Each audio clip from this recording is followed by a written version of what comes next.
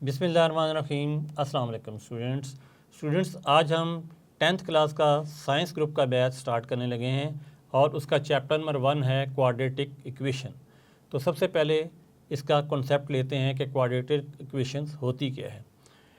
हमारे पास एक इक्वेशन है a x square plus b x plus c is equal to zero, where a is not equal to zero and a comma b comma c are real numbers. यानी जो ए है वो zero के equal नहीं होना चाहिए, क्योंकि अगर ए ज़ीरो के इक्वल होगा तो एक्स स्क्वायर जो है वो ज़ीरो हो जाएगा। और बी और सी और जो ए हैं वो रियल नंबर होने चाहिए। रियल नंबर क्या होते हैं वो पिछली क्लास में आप पढ़ चुके हैं। रियल नंबर वो होते हैं जिस तरह के नेचुरल नंबर हैं, होल नंबर हैं, इंटीजर्स हैं, ये सारे रियल नंबर कहलाते हैं। अब देखते हैं कि क्वाड्रेटिक इक्वेशन होती क्या है। क्वाड्रेटिक इक्वेशन वो होती है जिसमें किसी अननोन वेरिएबल की पावर स्क्वायर में हो। जिस तरह आप देख सकते हैं कि एक एक्स अननोन वेरिएबल है और उसकी पावर स्क्वायर में है, तो वो वाली इक्वेशन जिसमें किसी अननोन वेरिएबल की पावर स्क्वायर में हो वो क्वाड्रेटिक इक्वेशन कहलाती है। और उसके बाद यहाँ देखते हैं कि x square minus 7x plus 6 is equal to zero, ये एक इक्वेशन लिखी हुई है। और इस इक्वेशन को हम कहते हैं स्टैंडर्ड फॉर्म, यानी जिसमें इक्वेशन के एक तरफ पे वैल्यूज़ लिखी हों और एक तरफ पे ज़ीरो हो, वो इक्वेशन स्टैंडर्ड फॉर्म कहलाएगी। और इसमें क्या होता है, इधर एक्स स्क्वायर है और यहाँ पे एक एक्स है, यानी उसकी पावर से एक पावर कम है और यहाँ पे ये कांस्टेंट है। तो इस तरह की जो इक्वेशन है जिसमें एक साइड पे वैल्यूज़ लिखी हों और एक साइड पे ज़ीरो हो, वो इक्वेशन कहलाती है स्टैंडर्ड फॉर्म। इस तरह का क्वेश्चन आपसे आगे क्वेश्चन नंबर 1 में पूछा जाएगा कि स्टैंडर्ड फॉर्म बनाएं या स्टैंडर्ड फॉर्म बताएं। नेक्स्ट में क्या है, नेक्स्ट है 3x square plus 4x is equal to 5 not in standard form. ये स्टैंडर्ड फॉर्म में क्यों नहीं है, क्योंकि इसे प्रॉपर अरेंज नहीं किया हुआ। इक्वल के बाद 5 का हिस्सा है, इस 5 को जब हम दूसरी तरफ ले जाएंगे लेफ़्ट साइड की तरफ, तो ये भी स्टैंडर्ड फॉर्म बन जाएगी। लेकिन अगर इसकी शक्ल इस तरह की हो, तो यानी ज़ीरो के इक्वल ये इक्वेशन ना हो, तो ये नॉट स्टैंडर्ड फॉर्म कहलाएगी। और अगर इक्वेशन के एक साइड पे ज़ीरो हो और बाकी वैल्यू दूसरी तरफ हो, तो वो स्टैंडर्ड फॉर्म कहलाती है।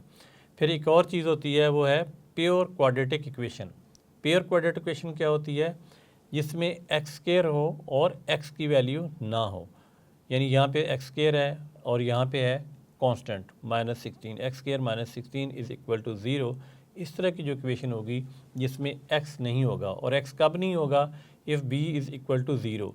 यानी यहाँ बी की जगह पे, बी हमारा जिस तरह यहाँ पे -7 है, तो इसकी जगह हम ज़ीरो पुट कर दें तो आंसर क्या हो जाएगा, ज़ीरो एक्स से मल्टीप्लाई होकर क्या हो जाएगा, तो ये वैल्यू ज़ीरो, तो एक्स स्क्वायर प्लस 6 रह जाएगा। तो ऐसी इक्वेशन जिसमें एक्स की वैल्यू ना हो, यानी बी ज़ीरो हो और सिर्फ एक्स स्क्वायर हो और कांस्टेंट की वैल्यू हो, तो वो इक्वेशन कहलाती है प्योर क्वाड्रेटिक इक्वेशन।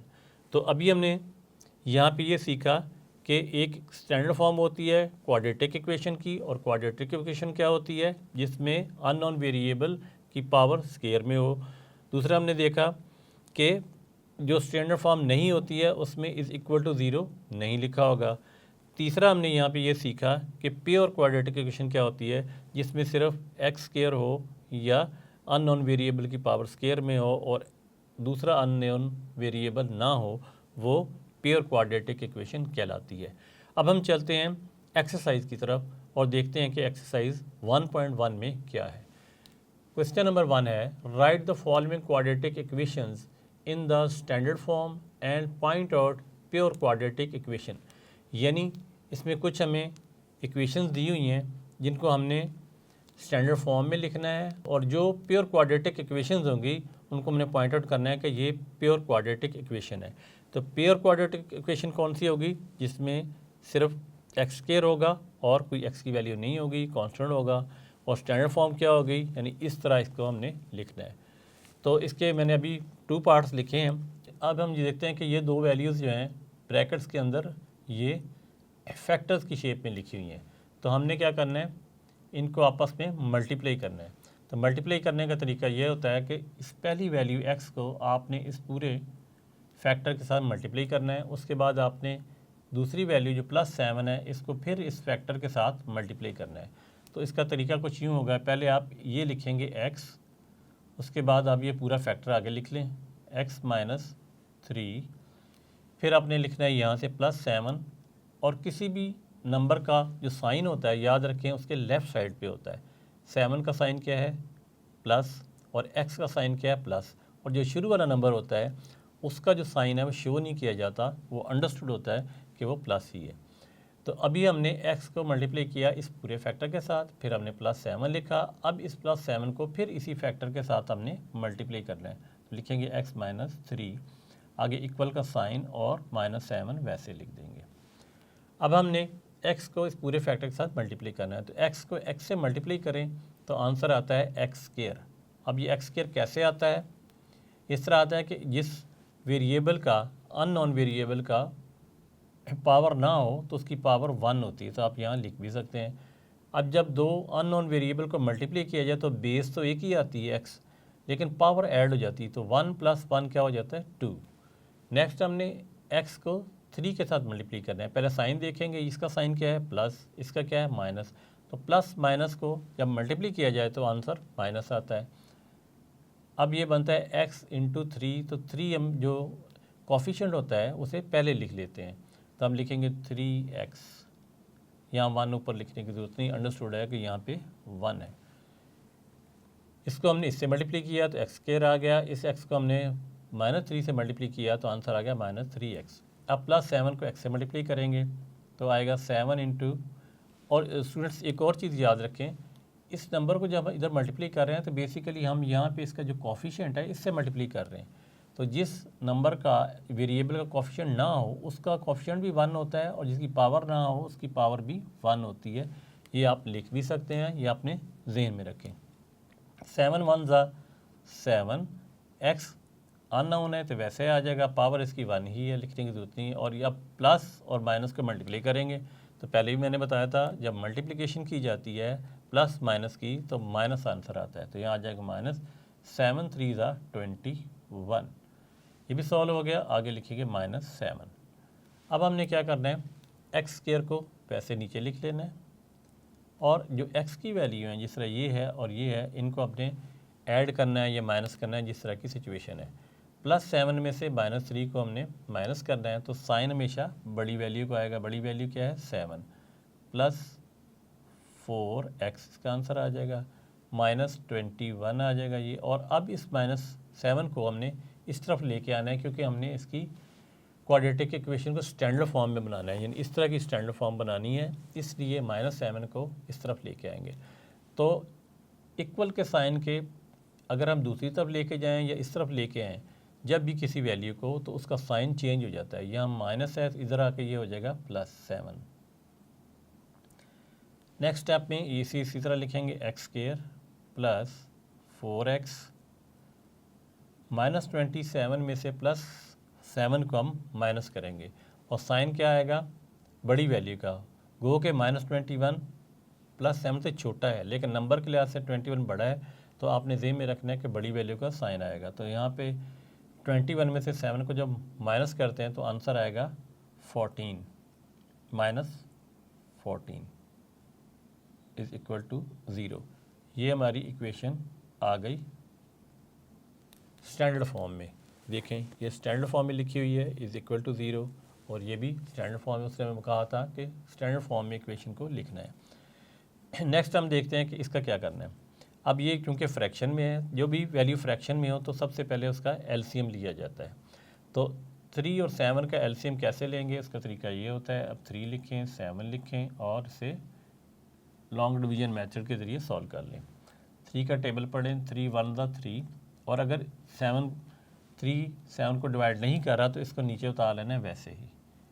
फिर अब हमने 7 को डिवाइड करना है, तो 7 का टेबल पढ़ेंगे, 1 नीचे ले आएंगे, 7 × 1 = 7। जब यहाँ पे स्टूडेंट्स 1 1 आ जाए तो आपने ये काम रोक देना है डिवीजन का, और ये जो साइड वाले नंबर्स होंगे आपके, इनको आपने मल्टीप्लाई कर देना। तो एलसीएम जो होता है, ये पिछली क्लास में पढ़ चुके हैं, 3 × 7, इनको मल्टीप्लाई कर देना है, एलसीएम आ जाएगा 21। अब हम यहाँ पे इसका नीचे एलसीएम लिखेंगे 21। अब क्या किया जाता है कि इस 3 को इसके ऊपर डिवाइड किया जाता है। 3 7s are 21 और जो 7 क्वोशंट में आता है उसको ऊपर मल्टीप्लाई किया जाता है इसके साथ, क्योंकि ये वैल्यू यहाँ से लेके यहाँ तक है। तो हम लिखेंगे, यहाँ लिखेंगे 7, 3 7s are 21, 7 को ऊपर मल्टीप्लाई करना है तो इसको ब्रैकेट में बना लेंगे x² + 4। माइनस का साइन है तो आगे माइनस का साइन लगाएंगे। अब 7 को डिवाइड करना है 21 पे। 7 3s are 21, 3 हमारा आंसर है। 3 को ऊपर मल्टीप्लाई करेंगे x के साथ तो आंसर आएगा 3x और इज़ इक्वल टू 1। अब 7 को अंदर मल्टीप्लाई करना है आपने। 7 को x² से मल्टीप्लाई करें तो ये आंसर आएगा 7x² plus 7 4s are 28 minus 3x, ये सेपरेट है, ये वैसे आ जाएगा क्योंकि इस ब्रैकेट तक, इस वैल्यू तक 7 ने मल्टीप्लाई होना है, ये सेपरेट वैल्यू ऐसे आ जाएगी। नेक्स्ट आगे है 1 और नीचे है 21। अब हम मज़ीद से सॉल्व कर लेते हैं तो इसको तरतीब लगा लेते हैं, बल्कि 7x² माइनस 3x पहले लिख देते हैं प्लस 28 आ जाएगा ये, और इज़ इक्वल टू 1/21। अब हमने फ्रैक्शन से 21 को ख़त्म करना है तो हम 21 को इस साइड पे मल्टीप्लाई कर देंगे और इस साइड पे मल्टीप्लाई कर देंगे ताकि ये फ्रैक्शन ख़त्म हो जाए। तो जब हम इधर 21 को मल्टीप्लाई करते हैं तो ये कैंसिल आउट हो जाएगा, 21s are 21, 21s are 21, और उस तरफ भी हमें करना पड़ेगा इक्वेशन को बैलेंस करने के लिए। यानी जो काम, एक एक्स्ट्रा काम हमने यहाँ पे किया वही काम हमें इक्वेशन के दूसरी तरफ भी करना है ताकि इक्वेशन बैलेंस रहे। अब हमारे पास क्या आ जाएगा, 7x² माइनस 3x प्लस 28, और ये 21 21 होता है, इसको इक्वेशन के इस तरफ ले आएंगे, -21 हो जाएगा और इज़ इक्वल टू 0। अब हमने क्या करना है, इसे मज़ीद सिंप्लीफाई कर देते हैं। 7x² माइनस 3x, अब 28 में से जब -21 करेंगे तो आंसर आएगा +7। तो ये स्टूडेंट हमारा फाइनल आंसर है और ये स्टैंडर्ड फॉर्म में है। इधर देखें, स्टैंडर्ड फॉर्म क्या होती है कि जब एक तरफ 0 हो और दूसरी तरफ वैल्यू हो। यहाँ पे 0 है और इधर वैल्यू लिखी हुई है 7x² minus 3x plus 7 is equal to 0। तो ये हमारा फाइनल आंसर है। तो स्टूडेंट्स, अब इस क्वेश्चन के कुछ और पार्ट्स बाकी रहते हैं, लेकिन होमवर्क के तौर पे आप इन्हें खुद से सॉल्व करें, क्योंकि आप जितना प्रैक्टिस करेंगे उतना ही आप में कॉन्फिडेंस आएगा।